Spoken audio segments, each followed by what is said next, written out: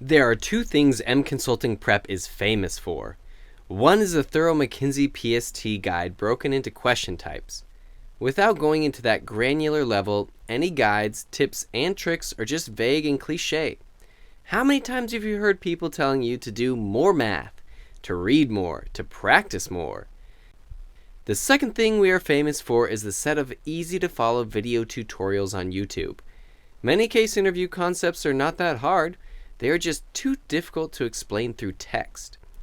Well, today I am combining both of the above to create the PST guide broken down to question types in video format.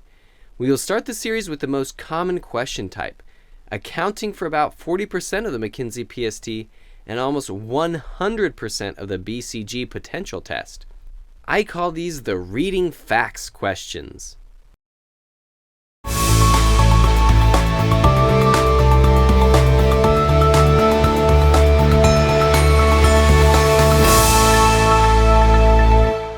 Hi, my name is Kim Tran, a former, it doesn't matter who I am, but what I believe is much more important.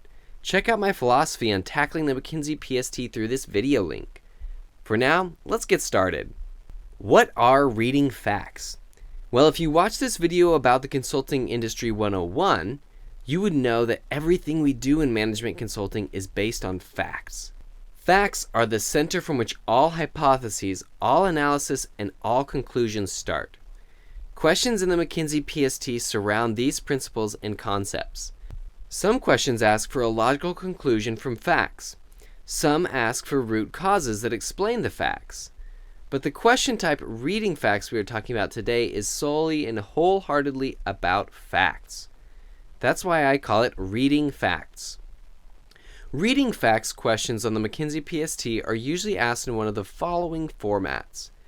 Which of the following values is the best estimate of? Which of the following statements is valid based on the data? Which of the following can be concluded from exhibit? Notice that sometimes, even though the word concluded is used, if the question doesn't require any logical reasoning and just requires your ability to read the facts or perform simple calculations, it is still classified as a reading facts question.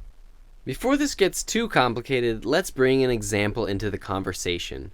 This is a question written based on a real, official McKinsey practice material.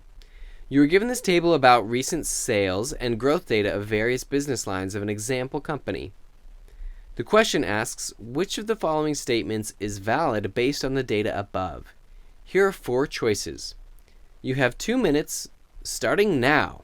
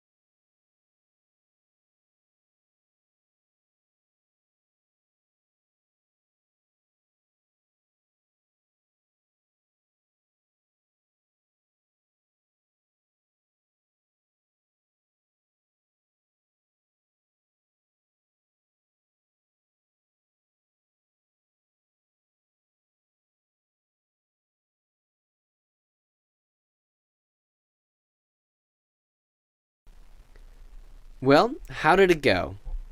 You can see it, right? There's no tricky logical reasoning or anything of the sort here. All you need is the ability to read the table correctly and quickly perform calculations. Now let's go one level deeper and talk about how we can be wrong in these questions. Or in other words, some common mistakes for reading facts questions. There are only two ways you can be wrong here. This is a very meaty list: miscalculation and misinterpretation of facts or data. Number one is obvious. Let's look at number two. For the above example, what did you get?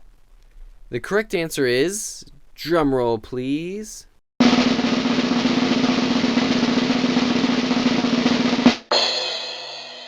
D. A, B, and C are all very good examples of how you misread data. Let's look at each. If you picked A, chances are that you overlooked the word annual on the column title. Soccer revenue grew an average of 4.5% in each of the last 5 years, not just 4.5% over the whole period of 5 years. The correct soccer revenue 5 years ago was about $275,000 instead of about $328,000. If you picked B, chances are that you overlooked the word average on the column title. It seems like the growth rate for each of the last 5 years is exactly at 1.2%. No more, no less. The truth is, 1.2 is just an average figure, which means there are years higher and also years lower. If you picked C, chances are that you overlooked the whole second column. Without noticing this table, it seems like the average growth rate for Saigon League overall is 0%. Interestingly, the growth rates added up to exactly 0%, which makes C correct. However, different lines have different sizes and weights. Even though golf had a negative growth of 9%, it is a relatively small line, so its impact on the overall revenue is relatively smaller compared to the positive growth of the other three lines. I'm always amazed that up to 38% of your destiny depends on questions that require very basic and learnable skills. Your overall PST result can be greatly improved simply by learning and strengthening those basic skills.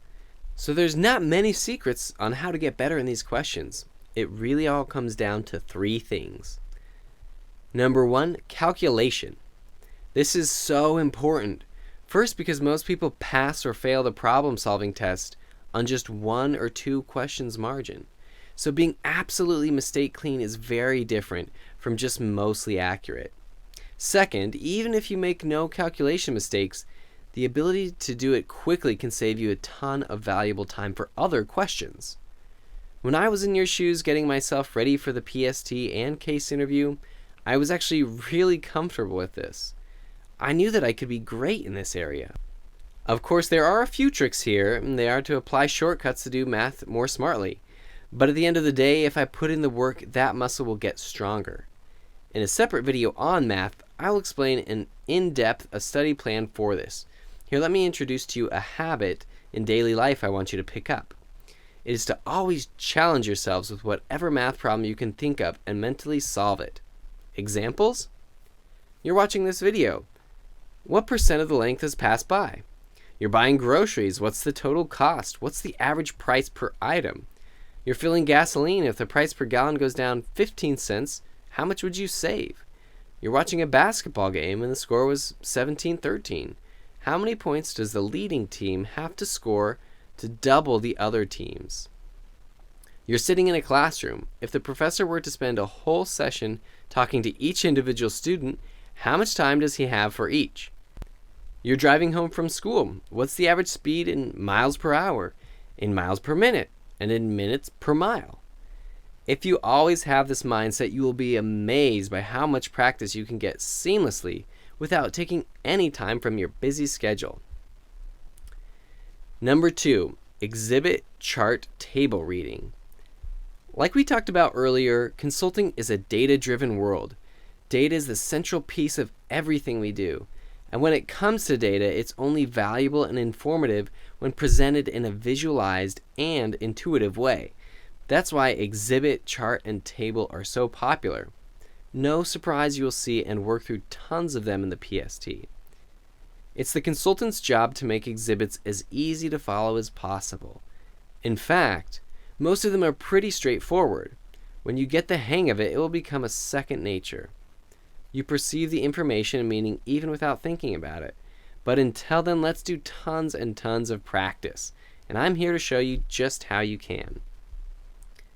I wrote over and over on our website about a treasure for consulting prep process.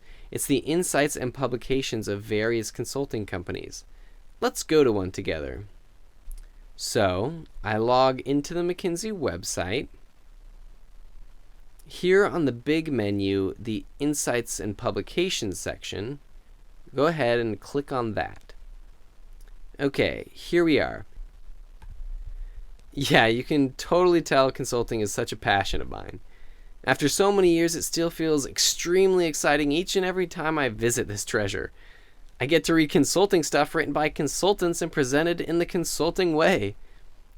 Right here, you can access endless articles and documents, neatly sorted into various industries, functions, and locations. Let's say I'm in the mood to read something about the tech and internet, so I click here. Okay, first article, Globalization for the Little Guy. Interesting. I'm a little guy, so let's find out. There are so many things I can do to improve myself here, but for now, let's stick to our purpose of getting some chart reading practice. Here we are, Exhibit 1. Great. A simple but good one to demonstrate my method. This is exactly a step-by-step process I do every time I tackle a chart, table, or exhibit. When you're really good at this, you can be creative and skip a step here and there, but if you're beginning, here's a good way you can adopt. Step 1. Look for the exhibit title. Don't read anything else. Read the title first. Otherwise, it's really easy to get messed up with so much information. Title's what tells you concisely and precisely what the exhibit shows. In this Exhibit 1, this is the title, not this big line right here. It's the key takeaways, not the title. Sometimes you will also see the title kind of blend into the title of the axis, but don't be surprised. Step 2. Look for the measurement unit. This seems trivial, but it is definitely one of the most common causes of mistakes on the PST.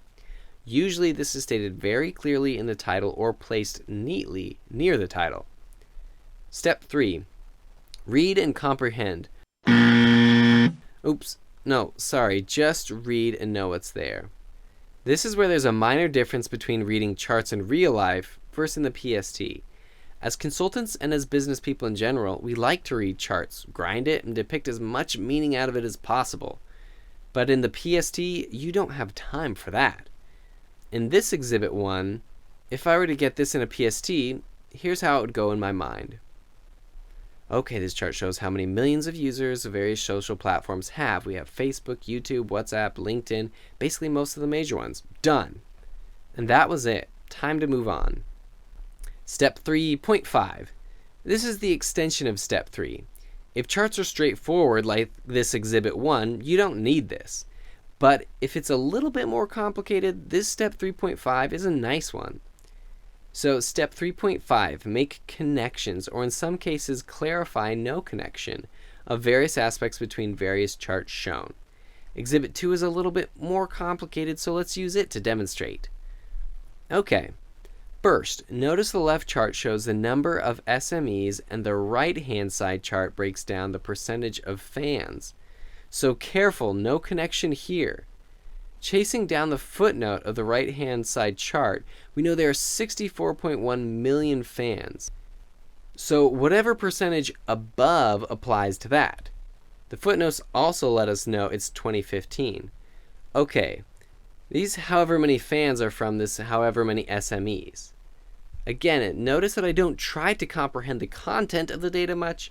I just need to know what's in there. Then I will read the questions and see what specific data I will need to go back to the chart to pull off. This will save you a lot of time as there's a lot of noise in the real PST. They will provide you with a lot of data that you may not need at all. Alrighty. It will take a lot of practice to get better, or to be specific, get more accurate and faster with reading facts questions. But hopefully I've just given you guys a lot of tools and methods to pound in the practice on your own.